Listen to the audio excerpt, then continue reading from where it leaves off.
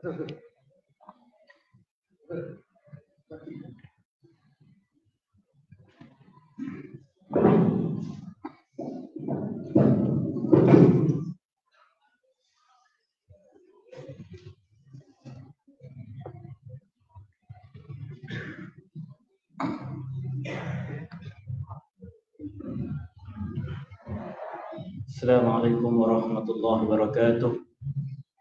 Innal hamdalillah nahmaduhu wa nasta'inuhu wa nastaghfiruh wa na'udzu billahi min shururi anfusina wa min sayyiati a'malina. May yahdihillahu fala mudilla lahu wa may yudlil fala hadiya lahu.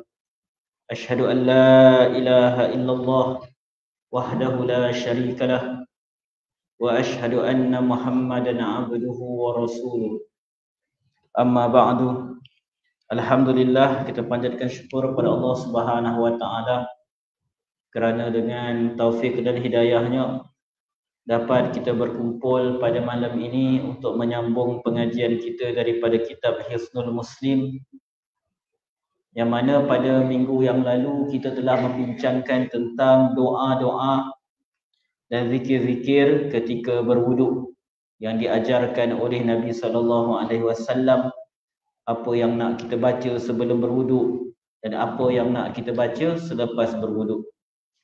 Jadi insya-Allah pada malam ni kita akan menyambung pengajian kita berkaitan dengan doa keluar rumah dan doa masuk ke rumah yang diajarkan oleh Nabi SAW. Tuan-tuan, bila kita lihat berita isu semasa yang berlaku pada hari ini, kita lihat pelbagai perkara terjadi bila kita keluar di rumah. Kadang-kadang kanak-kanak hilang, kena culik dan semisalnya. Kadang-kadang hilang tapi rupanya ikut boyfriend pula. Jadi kita bila anak-anak ada di hadapan mata kita, kita bolehlah jaga dia. Tapi bila dia dah lepas keluar tu, kita hanya dapat harapkan Allah sahaja. Kita kena serahkan pada Allah. Jadi kita lihat doa yang Nabi SAW ajar untuk kita baca, dan kita kena ajar anak-anak kita untuk mereka baca juga bila keluar dari rumah. Doa yang pertama, Imam Abu Dawud meriwayatkan dalam sunannya an Anas bin Malik radhiyallahu anhu anna an-nabiy sallallahu alaihi wasallam qala, daripada Anas bin Malik radhiyallahu anhu bahawa Nabi sallallahu alaihi wasallam bersabda, idza kharaja ar-rajulu min baitihi, apabila seseorang keluar daripada rumahnya, faqal, lalu dia membaca, bismillahi tawakkaltu 'ala Allah, dengan nama Allah aku bertawakal kepada Allah Subhanahu wa taala. La haula wala quwwata illa billah, tidak ada daya dan kekuatan kecuali dengan Allah Subhanahu wa taala. Jadi dalam hadis ini Nabi SAW mengajar kita apa yang perlu kita baca apabila keluar rumah, iaitu kita menyebutkan bismillah dengan nama Allah. Tawakkaltu 'ala Allah, aku bertawakal kepada Allah Subhanahu wa taala. Jadi tuan-tuan, doa yang diajar oleh Nabi SAW mengajar kepada kita erti tawakal. Mengajar kepada kita erti tawakal kepada Allah Subhanahu wa taala. Sebab tuan-tuan, bila kita keluar daripada rumah, kita tak tahu apa yang akan berlaku kepada diri kita. Kita keluar mencari rezeki, kita keluar nak pergi belajar, nak menuntut ilmu, hatta kita keluar nak menunaikan solat sekalipun. Kita nak pergi masjid, nak solat maghrib, nak datang kuliah, kita tak tahu apa yang akan berlaku di pertengahan jalan nanti. Maka kita menyebut dengan nama Allah. Dengan nama Allah aku keluar.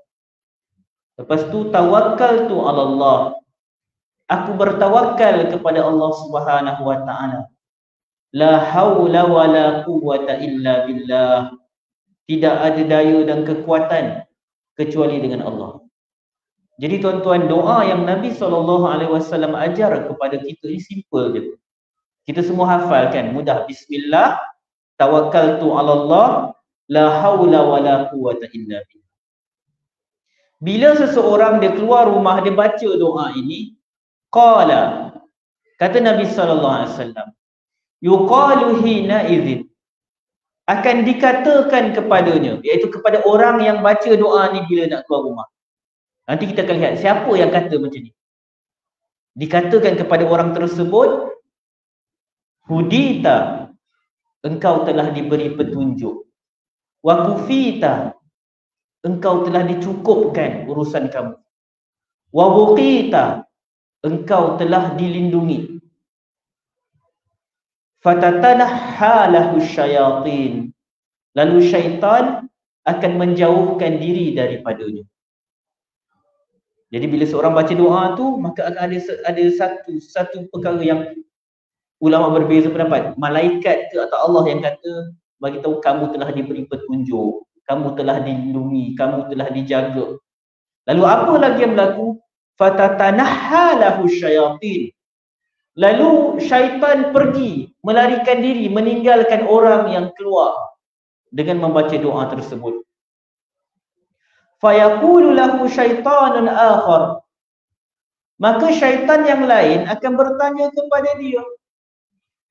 Kan tadi disebutkan bila seorang keluar, dia baca doa tu, syaitan akan larikan diri daripada dia, tinggalkan dia. Maka syaitan yang lain akan kata kat syaitan yang jauhkan diri daripada orang tadi, kaifa laka bi rajulin qad hudiya wa kufiya wa wuqiya, bagaimana kamu dengan seseorang yang telah diberikan petunjuk oleh Allah Subhanahu Wa Taala, yang telah dilindungi, dijaga, dipelihara oleh Allah Subhanahu Wa Taala.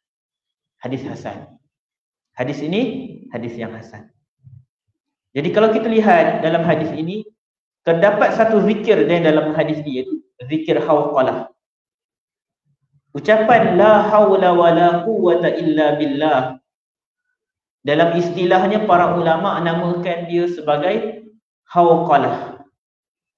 Dia diambil daripada huruf depan zikir tersebut, huruf ha, waw, qaf, lam, ta marbuta tu. Jadi hawqalah. Jadi zikir hawqalah ni, ucapan la haula wala quwwata illa billah, ia merupakan satu zikir yang kata Al-Imam Ibn Athir dalam Jami' Al-Usul, dia kata zikir ini menzahirkan, orang yang membaca zikir ini, dia sedang menzahirkan kefakirannya kepada Allah Subhanahu Wa Taala. Dia sedang menzahirkan bahawa diri dia perlukan Allah Subhanahu Wa Taala dalam segala urusan. Dia meminta pertolongan kepada Allah dalam urusan-urusannya. Jadi inilah hakikat penghambaan seorang hamba kepada Allah Subhanahu Wa Taala. Jadi tuan-tuan, kalau kenapa kita kena baca doa bila keluar rumah, baca doa bila nak buat itu, nak buat ini? Kerana kita adalah seorang hamba yang kita perlukan Allah Subhanahu Wa Taala dalam setiap keadaan. Nahnul fuqara, kita ni orang-orang miskin. Fuqara ni maksudnya orang yang dia memerlukan pihak lain. Sebab tu Allah Al-Ghani, Allah Maha Kaya. Al-Ghani ni kita terjemah Maha Kaya. Tapi apa maksud Al-Ghani, Maha Kaya? Maksudnya Allah tak perlukan sesiapa pun. Kita fuqara, kita fakir. Sebab sekaya mana pun kita, sehebat mana pun kita, tinggi mana jawatan kita, kuat mana, kekuasaan mana yang kita ada, kita tetap perlukan orang lain. Kita misalkan seorang raja misalnya, dia ada kekuasaan, dia ada wilayah pemerintahan, tetapi dia tetap juga fakir. Dia perlukan orang nak jaga keselamatan dia. Dia perlukan pengawal nak jaga istana dia. Walaupun dia raja, tapi dia ada sudut-sudut dia fakir kepada makhluk yang lain. Bahkan dia perlukan kepada orang yang berada di bawah pemerintahan dia. Walaupun dari segi darjat, kedudukan, pangkat dia lagi tinggi, tapi dia tetap perlukan orang bawahan dia. Seorang majikan, pangkat dia lagi tinggi, dia pemilik syarikat misalnya, tapi dia fakir kepada pekerja-pekerja dia dalam konteks dia perlukan staf-staf dia, pekerja-pekerja dia untuk jalankan urusan perniagaan dia, syarikat dia. Tanpa pekerja dia, macam mana syarikat dia nak bergerak? Kilang dia macam mana nak beroperasi? Tak ada pekerja. Walaupun jawatan dia tinggi, sampai begitu sekali tahap fakirnya manusia, kita bukan sekadar perlukan Allah. Allah memang semua orang perlukan. Bahkan sampai ke tahap Allah jadikan manusia ni saling perlu memerlukan antara satu sama lain, termasuklah kita perlu kepada orang yang dari sudut kedudukan jawatan dia lebih rendah daripada kita. Jadi bila kita zikir la haula wala quwata illa billah, kita menzahirkan kita ni fakir, kita perlukan Allah Subhanahu wa taala. Kita menzahirkan pengakuan kita bahawa Allah Subhanahu wa taala sahaja yang mempunyai kuasa yang mutlak pemerintahan. Dialah yang mengatur urusan kita. Nama Allah Al-Qayyum, antara maksudnya ialah yang sentiasa mengatur urusan. Dia tak pernah berhenti, dia uruskan urusan hamba-hamba dia, turunkan rahmat, atur alam. Manusia dia kalau bekerja dia ada berehat. Manusia ada waktu berehat. Allah tak pernah berehat sebab Allah tak perlu berehat. Satu maksud Al-Qayyum yang sentiasa, antara maksudnya yang sentiasa uruskan urusan hamba-hamba. Jadi tuan-tuan, bila kita baca zikir ni la haula wala quwata illa billah, bila kita baca doa keluar rumah ni, secara tak langsung kita baca zikir ni. Dan zikir ini Nabi SAW dalam banyak hadis sahih menerangkan apa fadilat hauqalah ni, ucapan la haula wala quwata illa billah. Dalam Sahih Al-Bukhari dalam kitab Tauhid, Nabi SAW pernah sebut pada seorang sahabat, ya Abdullah bin Qais, wahai Abdullah bin Qais, kul la haula wala quwata illa billah, sebutlah la haula wala quwata illa billah, fa innaha kanzun min kunuzil jannah. Sesungguhnya ucapan la haula wala quwata illa billah itu, ia merupakan satu harta karun daripada harta karun yang ada di syurga. Dia salah satu khazanah daripada banyak khazanah yang ada dalam syurga. Antaranya ialah ucapan la haula wala quwata illa billah. Tuan-tuan, ucapan zikir yang diajar oleh Nabi SAW ni, fadilatnya diterangkan oleh Nabi SAW sendiri. Kalau ada orang dia reka zikir dia sendiri, dia kata fadilatnya sekian, sekian, sekian. Kita kata mana datang fadilat tersebut? Dia kata tok guru saya mimpi datang. Dia kata tok guru awak bukan Nabi. Dia bukan tahu yang datang bawa mimpi tu syaitan ke apa. Jadi zikir-zikir rekaan tu fadilat-fadilat yang diceritakan oleh orang kata tajribah lah, orang kata pengalaman para ulama yang mengamalkannya. Pengalaman itu bukan dalil. Tajribah tu nampak macam Islamik bunyi dekat bahasa Arab. Tajribah tu testimoni. Itu je sebenarnya. Testimoni. Tu tajribah. Kalau orang kata, saya makan ni, badan saya rasa kuat. Tapi kau tanya doktor, doktor kata tak ada dari sudut kajian, tak ada benda ni. Itu hanya testimoni pelanggan yang makan benda tu. Itulah tajribah. Jadi dia bukan dalil dalam agama. Untuk kita kata digalakkan buat itu ini. Walaupun ulama bahas lah, diguna pakai tak tajribah ni. Tapi dia bukan dalil. Apatah lagi kita nak katakan fadilat yang khusus berkaitan di hari akhirat. Pahala, syurga, neraka dan sebagainya. Yang mana itu perkara-perkara ghaibiat, yang mana mesti datang dengan dalil-dalil yang sahih. Hadis yang seterusnya yang berkaitan kelebihan ucapan hauqalah ini daripada Qais bin Sa'ad bin Ubadah, anna abahu dafa'ahu ila Nabi sallallahu alaihi wasallam. Daripada Qais bin Sa'ad, dia menceritakan ayah dia serahkan dia kepada Nabi sallallahu alaihi wasallam, yakhdumuhu, untuk dia berkhidmat kepada Nabi sallallahu alaihi wasallam. Lalu dia cerita, famarra biyan Nabi sallallahu alaihi wasallam. Pada satu hari Nabi SAW lalu berhampiran dengan dia. Lalulah dekat dengan Qais bin Sa'ad ini. Wa qad sallaitu, dan ketika itu sesungguhnya saya baru selesai solat. Fadarabani birijlihi, lalu Nabi SAW menguisku atau mencuitku dengan kakinya.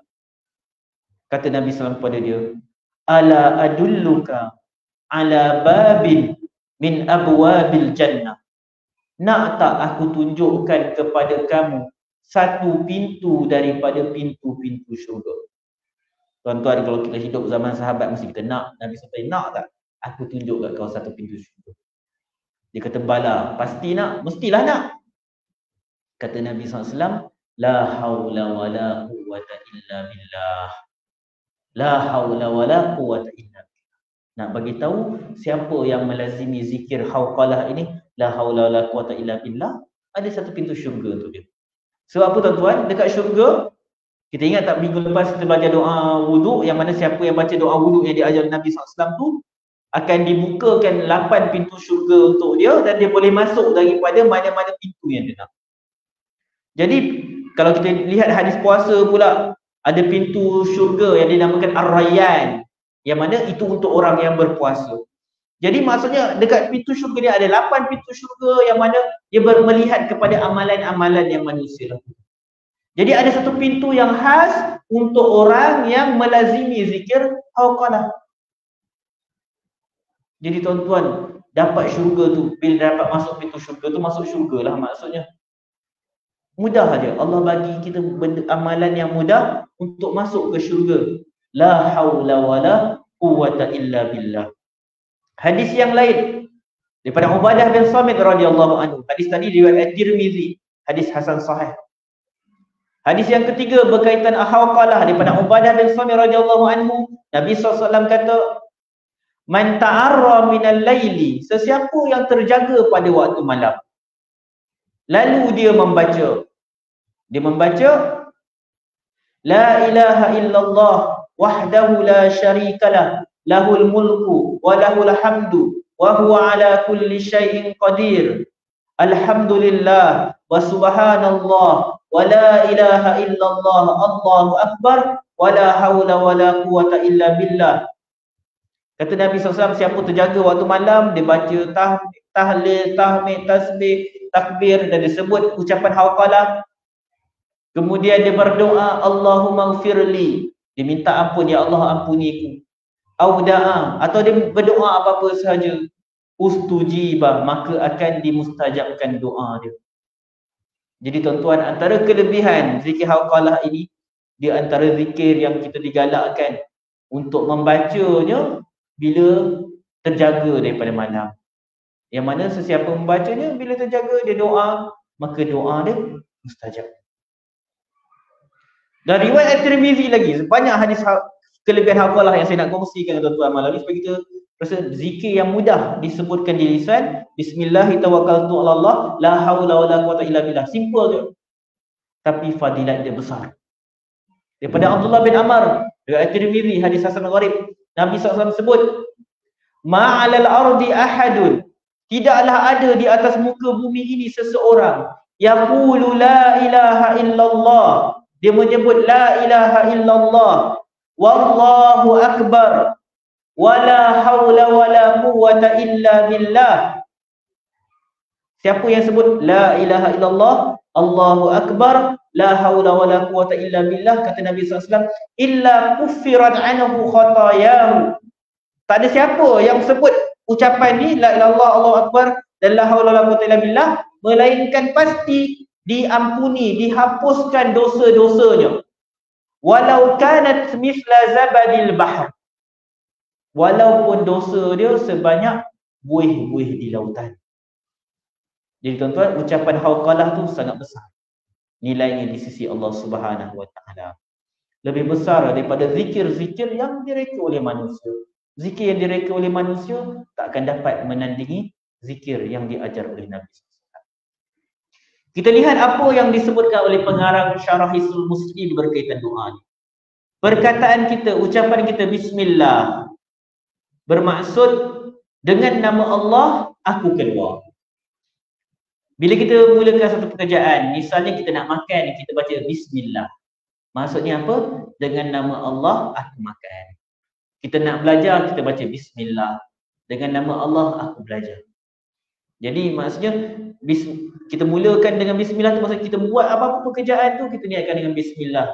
Kita sebut nama Allah Subhanahu wa taala.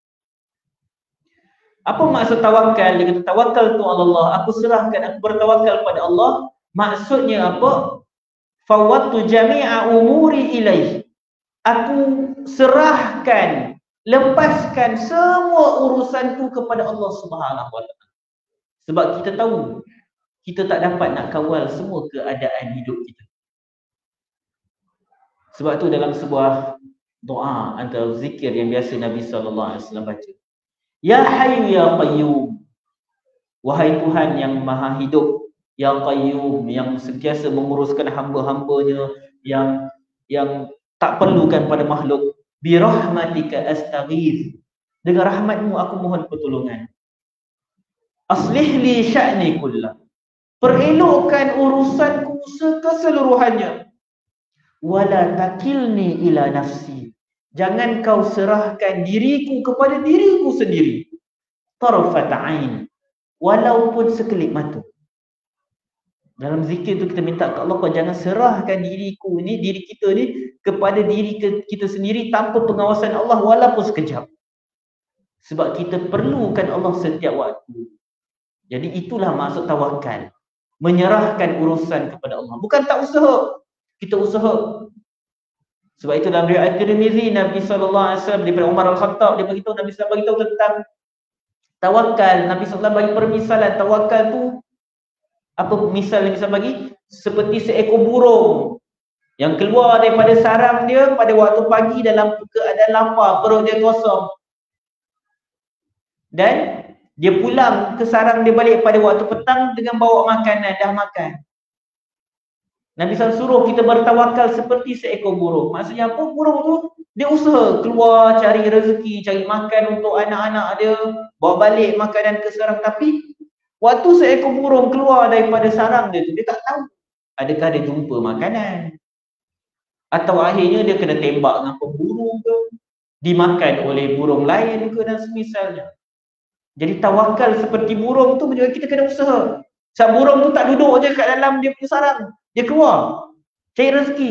Tapi dalam usaha kita mesti disertai dengan tawakal, sebab kita tak tahu apa yang akan berlaku selepas. Macam orang berniaga, dia usaha masak sedap-sedap, dia cari tempat yang strategik untuk dia jual nasi lemak dia.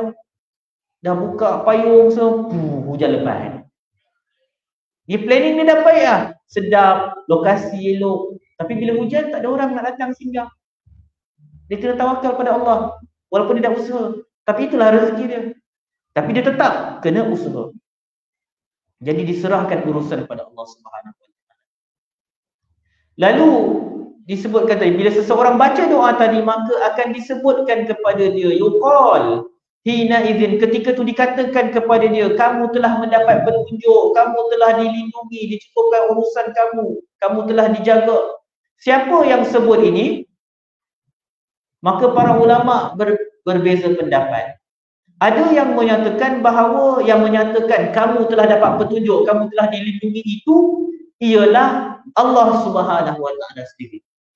Maksudnya bila kita baca tadi bismillah tawakkaltu 'ala Allah la haula wala quwata illa billah, Allah cakap kat kita kamu telah diberikan petunjuk, kamu telah dilindungi, kamu dijaga.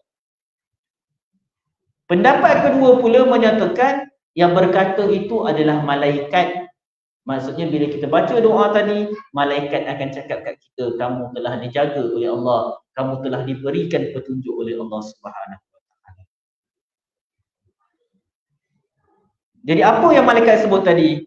Hudita, kamu telah diberikan petunjuk. Kufita tu kalau kita terjemah secara literal, kamu telah dicukupkan urusan kamu. Maksudnya apa? Kamu telah dipalingkan kamu daripada perkara-perkara yang buruk. Dipalingkan kamu daripada perkara-perkara buruk. Perkara-perkara buruk Allah dah alihkan, akan palingkan daripada kamu. Wa wuqita, kamu akan dilindungi. Maksudnya kamu telah dilindungi daripada perkara-perkara yang tersembunyi daripadamu, daripada bahaya-bahaya atau keburukan yang tersembunyi. Kita keluar rumah, kita tak tahu siapa yang sedang menanti kita kat luar sana. Orang jahat ke, musibah apa yang sedang menunggu kita. Jadi doa itu kita minta ke Allah lindung kita daripada segala keburukan. Jadi bila disebutkan, kita bukan sekadar minta ke Allah agar Allah lindungi fizikal kita. Kalau kita tengok dalam hadis ni, apa balasan kepada orang yang baca tu? Hudita, kamu telah diberikan petunjuk. Kita keluar rumah tuan-tuan, kita mungkin niat baik, keluar nak cari rezeki, keluar nak cari ilmu, keluar nak pergi belajar, nak pergi masjid, tapi tengah jalan boleh jadi niat yang baik keluar tu, tengah jalan bertukar jadi maksiat. Pergi masjid, duduk luar surau, lepas solat umpat orang. Jadi kita nak minta Allah lindungi kita, biar kita keluar tu kita tak buat maksiat. Jadi bila dikatakan kepada kamu, hudita, kamu telah mendapat petunjuk, maksudnya kamu telah ditunjukkan kepada jalan kebenaran dan kebaikan, di mana kamu diberikan taufik. Kenapa kita dapat hidayah itu? Kerana kita baca doa tadi, kita minta ke Allah Subhanahu Wa Taala. Jadi Allah lindungi kita daripada keburukan, musibah, termasuk juga kita dilindungi daripada terjebak dalam maksiat. Suatu tuan, mana ada orang yang keluar nak pergi buat maksiat, dia baca bismillah tak ada, kan? Dia nak pergi buat, dia memang tahu dia nak pergi buat maksiat, dia tak ada baca doa ni. Jadi kita keluar dengan niat yang baik. Banyak berlaku dalam kehidupan kita. Kita memang pada asal tak ada niat nak buat maksiat pun, nak buat benda-benda elok. Tapi bila keluar tu jumpa orang, nampak orang, mulut dah mula, mata tengok melilau, benda-benda haram. Orang buka aurat kita tengok, duk tengok keaiban orang. Kalau kat jalan raya tu kena potong sikit, mencarut-carut mulut kita. Na'udzubillah min zalik. Jadi kita nak minta Allah lindungi kita. Bukan setakat tak nak aksiden, bukan setakat tak nak kena musibah. Kita nak minta Allah lindungi diri kita daripada tersesat. Tersesat maksudnya kita buat benda yang tak elok.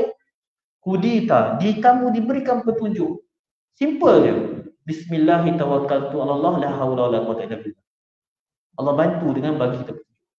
Dan apa lagi yang berlaku?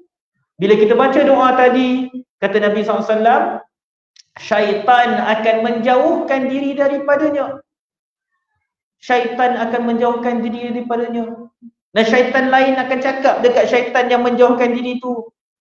Dia akan tanya kepada syaitan tu, macam mana kamu nak menghadapi seseorang yang telah diberikan petunjuk oleh Allah Subhanahu Wa Taala untuk mengingati Allah, berzikir kepada Allah.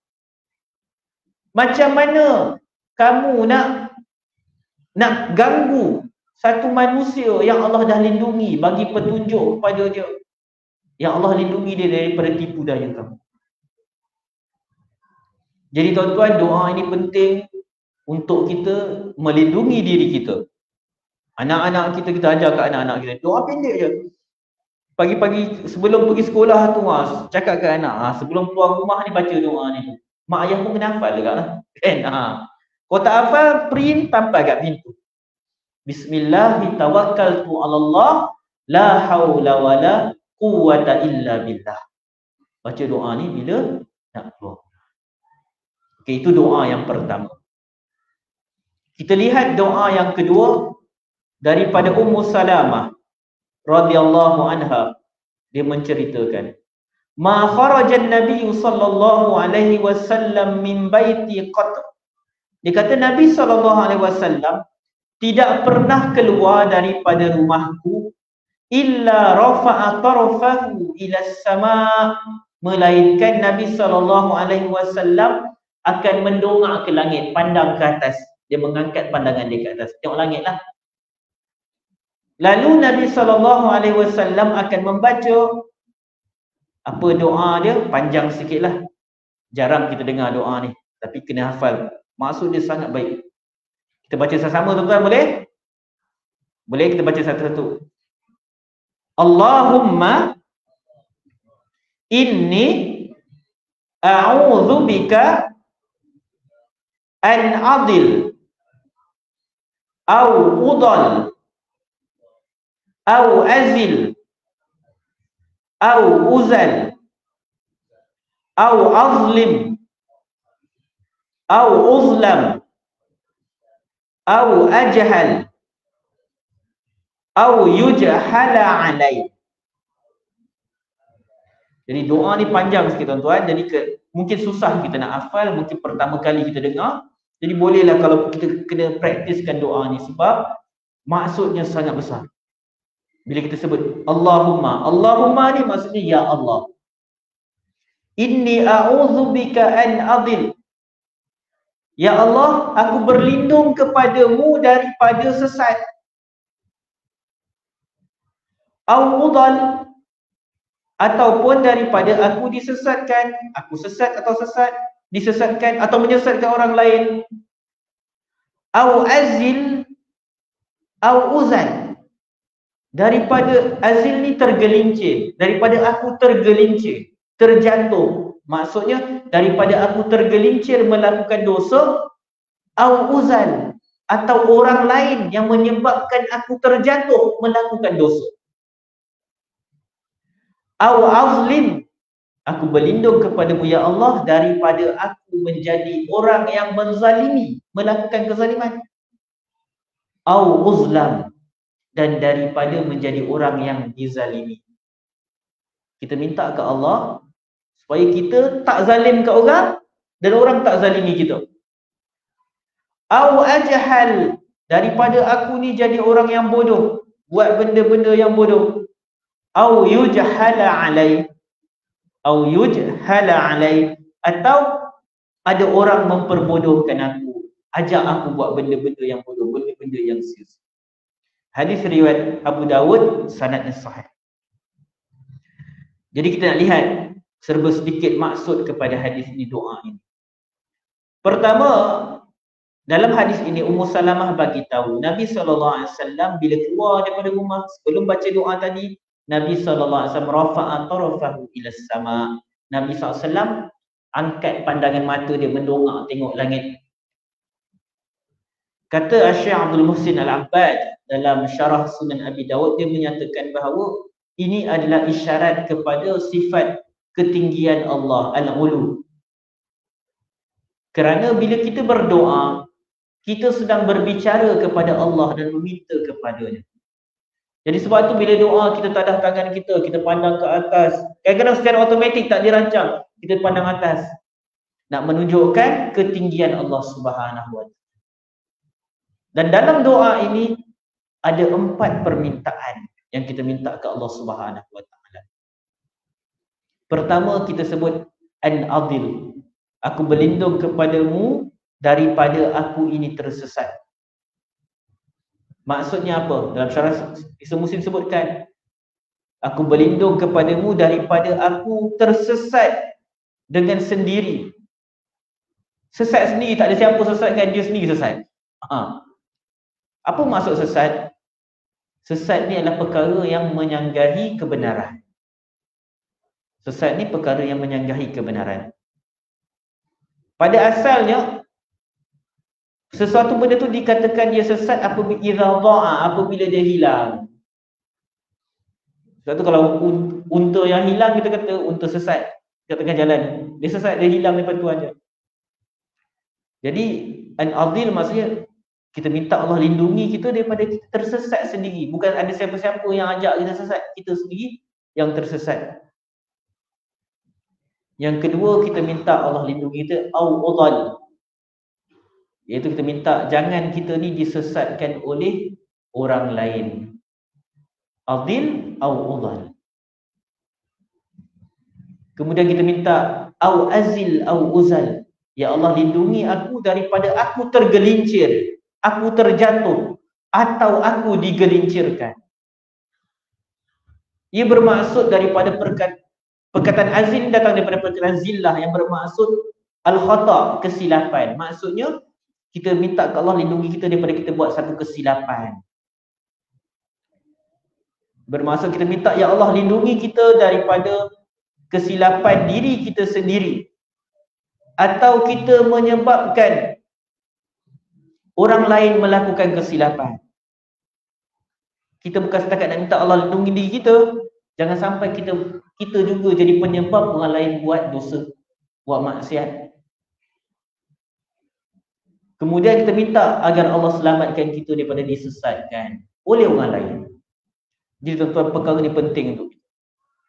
Kita mungkin tak sesat, tapi tingkah laku kita menyesatkan orang lain. Doa ni ustaz-ustaz yang ngajar penting baca sebenarnya. Nak pergi ngajar ke, baca doa ni bila keluar rumah. Supaya yang kita ajar tu benda betul. Kita tak menyesatkan orang lain. Kalau kita seorang-seorang sesat tak apa, senang nak taubat. Tapi kalau kita ajar benda salah, menyesatkan orang lain. Orang silap, sembah hadis palsu, ajar benda-benda merepek, syirik, khurafat, maksiat semua. halalkan benda haram, haramkan benda halal. Jadi doa ke Allah. Kadang-kadang kita takut, kita rasa apa yang kita sampaikan tu betul. Tiba-tiba rupanya salah. Dah lah salah. Kita dah salah faham. Kita sampaikan ke orang pula. Kita sesat, orang lain pun sesat. Jadi kita minta au azil au uzal. Ya Allah, lindungiku daripada aku terjerumus dalam maksiat dan daripada aku juga disesatkan oleh orang lain dan aku menyesatkan orang lain, menyebabkan orang terlibat dalam maksiat.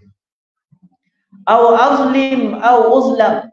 Kita minta Allah lindungi kita daripada kezaliman, iaitu daripada kita menzalimi orang lain dan daripada kita dizalimi oleh orang lain. Azlim, aku berlindung kepadamu ya Allah daripada aku melakukan kezaliman. Au uzlam, atau daripada aku dizalimi. Jadi kita minta ke Allah, pertama kita tak melakukan kezaliman. Apa kezaliman? Kezaliman, zalim, az-zulmu ini bermaksud wad'u syai', meletakkan sesuatu pada yang bukan tempat dia. Pada yang bukan tempat dia. Jadi kita lakukan kezaliman pada orang, kita ambil hak orang. Jadi kita minta kepada Allah, jangan kita sampai jadi manusia yang macam tu. Jangan sampai kita termasuk orang yang mengambil hak orang lain. Dan kita minta juga supaya kita tak termasuk orang yang dizalimi. Kita mungkin tak cari gaduh dengan orang, tak cari pasal dengan orang, tapi orang cari pasal dengan kita. Jadi kita minta Allah lindungi kita. Pasal apa lagi kita minta? Au ajahal au yujahal alai. Aku berlindung kepadamu daripada aku melakukan perbuatan yang bodoh. Ajahal. Maksudnya kita buat sesuatu perkara yang bodoh, bertindak bodoh, melakukan perkara yang sia-sia, yang tak ada faedah. Maksudnya kita minta Allah lindungi aku daripada melakukan perbuatan yang sia-sia atau aku terlibat dalam perkara yang tidak bermanfaat. Au yujahal alai. Aku berlindung kepadamu ya Allah daripada orang lain bertindak bodoh terhadapku. Apa maksud orang lain ajak kita buat benda bodoh? Orang ajak kita buat maksiat. Orang ajak kita bergaduh. Orang cari pasal dengan kita. Jadi kita minta macam tu. Jangan kita buat benda bodoh, benda sia-sia, dan jangan ada orang lain yang menyebabkan kita terlibat dengan perkara yang tak ada manfaat. Tuan-tuan, kita keluar rumah kadang-kadang kita punya marah orang potong kita waktu jam, dan dah lah nak keluar dekat susu tu punya banyak kereta, tiba kita lain masuk potong. Kita mula mulut dah sumpah serang. Itu contoh benda bodoh. Orang lain menyebabkan kita buat benda bodoh tu. Tak pasal-pasal je. Jadi kita minta Allah lindungi kita. Bukan sekadar kita buat benda-benda sia-sia. Jangan ada orang yang membuatkan kita buat benda sia-sia. Masuk juga dalam doa ni bermaksud kita minta Allah bagi kita kawan-kawan yang baik. Kadang-kadang kita ada kawan-kawan yang kepala gelong sikit kan. Duk elok-elok pergi surau. Selama pergi surau. Dah lepas ngaji semua tu. Mula bila buka mulut cerita tu. Ada je cerita dia nak cerita gitu. Pasal orang tu lah, orang ni lah. Ada orang dia kena bercerita pasal orang. Baru kebah demam dia. Kalau tak dia demam, tak sihat dia. Dia kena cerita pasal orang. Dah kita duduk dengan dia, kita pun terjebak sama ribak. Mengumpat orang, cerita pasal buruk orang. Duk mengadu domba lah. Kat dalam surau cerita pasal politik, kutuk orang, kutuk sini. Kadang-kadang kita tak mula. Orang lain yang mula. Kita nak bangun ni kan, dia kata aku sombong pula. Jadi kita minta Allah lindungi kita daripada orang yang buat kita jadi terjebak dalam perkara-perkara yang sia-sia. Jadi kata pengarang Syarah Islam Muslim ini, dalam hal ini terdapat pengajaran untuk semua manusia, untuk semua umat Muhammad SAW tentang macam mana mereka perlu minta perlindungan ketika keluar daripada rumah. Kata Syekh Abdul Muhsin Abbad, ini adalah salah satu daripada doa Nabi SAW yang sangat agung, yang sangat utama untuk kita amalkan bila keluar daripada rumah. Nabi SAW berdoa dengan doa ini, minta perlindungan.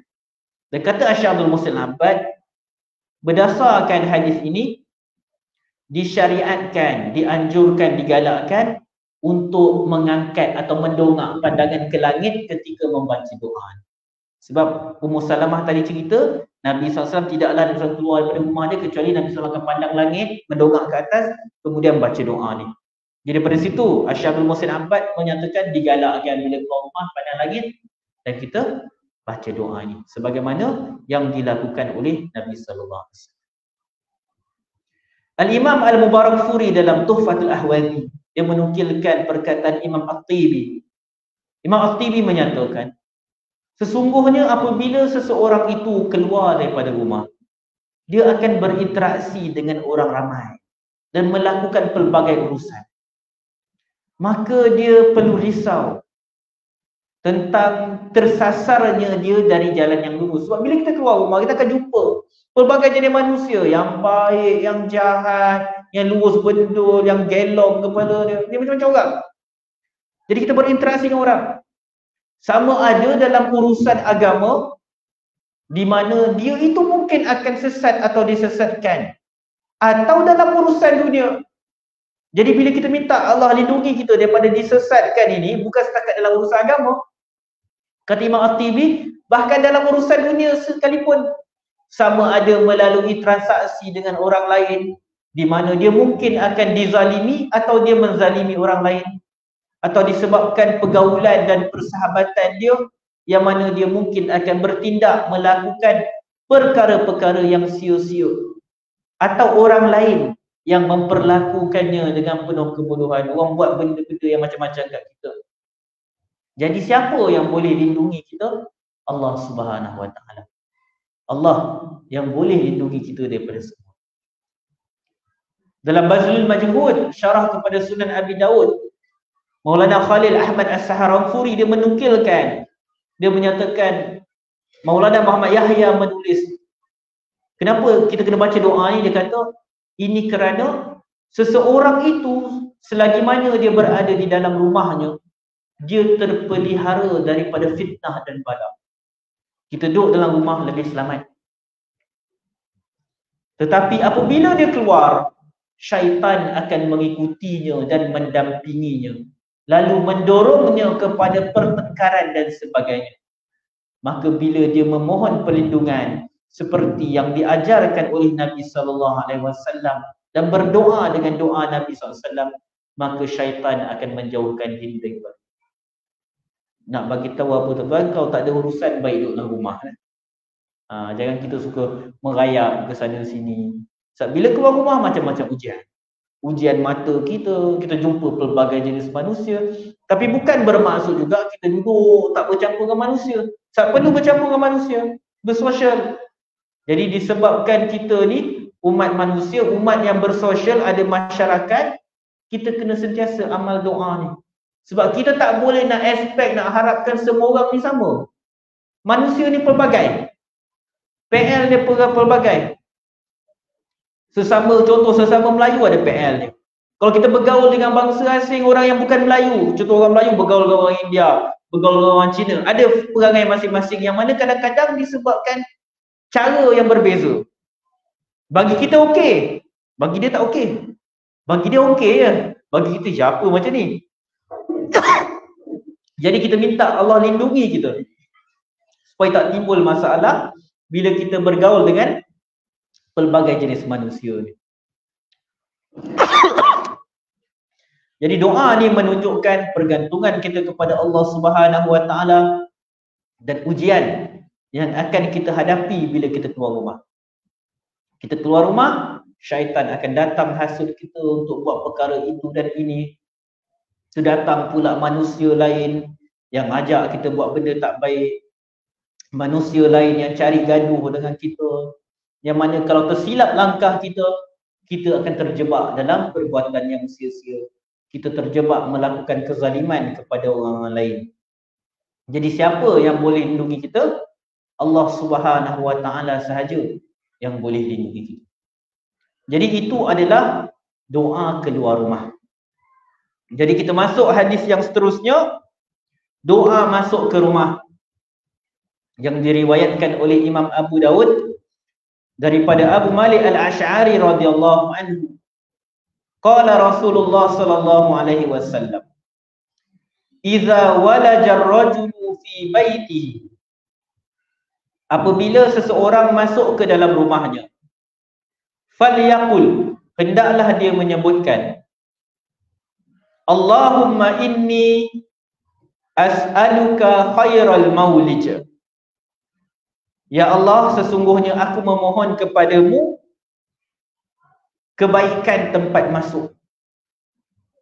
Kita masuk rumah, Allah jadikan kebaikan pada rumah kita ni. Khairal maulij wa khairal makhraj. Dan aku minta kepadamu kebaikan pada tempat keluar. Bismillahi walajna wa bismillahi kharajna. Dengan nama Allah kami masuk, dengan nama Allah kami keluar. Wa 'alallahi rabbina tawakkalna. Kemudian kepada Allah lah kami bertawakal. Tsummal yusallim ala ahli. Kemudian hendaklah dia mengucapkan salam kepada ahli keluarga. Di dalam hadis ni ada dua perkara kena buat. Bila masuk rumah, baca doa, kemudian bagi salam. Apa dia? Allahumma inni as'aluka khairal maulij wa khairal makhraj. Bismillahi walajna wa bismillahi kharajna. Allah wa 'alallahi rabbina tawakkalna. Lepas tu kita bagi salam. Hadis ini diriwayatkan oleh Imam Abu Dawud. Cuma hadis ini dhaif kerana sanadnya terputus. Sanadnya terputus. Jadi hadis ini riwayat dhaif, sanadnya dhaif.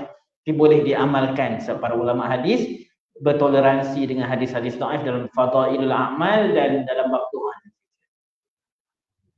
Jadi bila kita sebut bismillahi walajna, dengan nama Allah kami masuk. Wa bismillahi kharajna, dengan nama Allah kami keluar. Jadi kita masuk ke rumah Allah dan keluar ke rumah Allah dengan zikir kepada Allah Subhanahu wa taala. Wa 'alallahi rabbina tawakkalna, dan kepada Allah Tuhan kami bertawakal. Dah masuk waktu ke? Dah. Okey. Tak bunyi. Oh tadi dia 10 minit ni dia.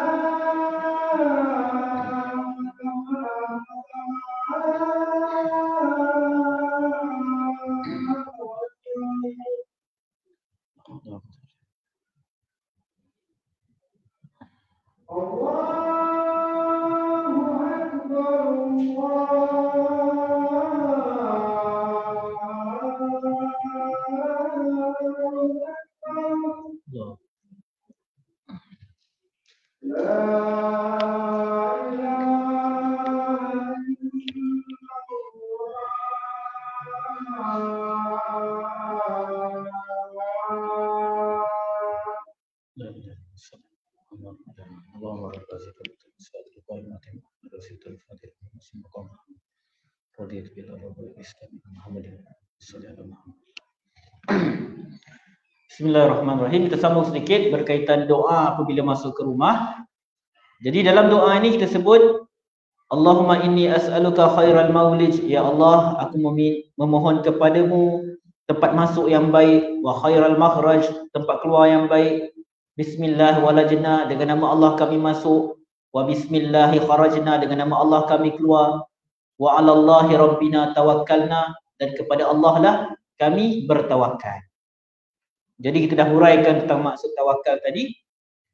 Kemudian lepas baca doa ini kita mengucapkan salam. Kata Nabi Sallallahu hendaklah dia mengucapkan salam kepada ahli keluarganya.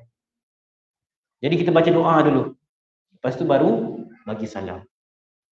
Macam mana kalau tidak ada orang kat rumah? Kita balik rumah seorang-seorang, rumah tak ada orang, kita tahu memang tak ada orang. Macam mana ucapan salam dia? Tetap juga disyariatkan memberi salam. Al-Imam Al-Bukhari dalam Al-Adab Al-Mufrad, sebuah riwayat hasan daripada Abdullah bin Umar, dia menceritakan, "Idza dakhala al-baita ghayra al-maskun." Apabila seseorang masuk ke rumah yang tidak berpenghuni, tak ada orang, falyaqul, hendaklah dia mengucapkan assalamu alaina wa ala ibadillahis salihin. Kesejahteraan kepada kami dan kepada hamba-hamba Allah yang soleh. Jadi kalau dalam rumah ada orang, kita ucap salam macam biasalah, Assalamualaikum warahmatullahi wabarakatuh. Kalau tak ada orang, Assalamu alaina wa ala ibadillahis salihin. Jadi tak kira ada orang ke tak, kena bagi salam. Bezanya apakah lafaz ucapan salam yang kita ucapkan. Ini selari dengan surah An-Nur ayat 61. Allah kata apa? Fa iza dakhaltum buyuta.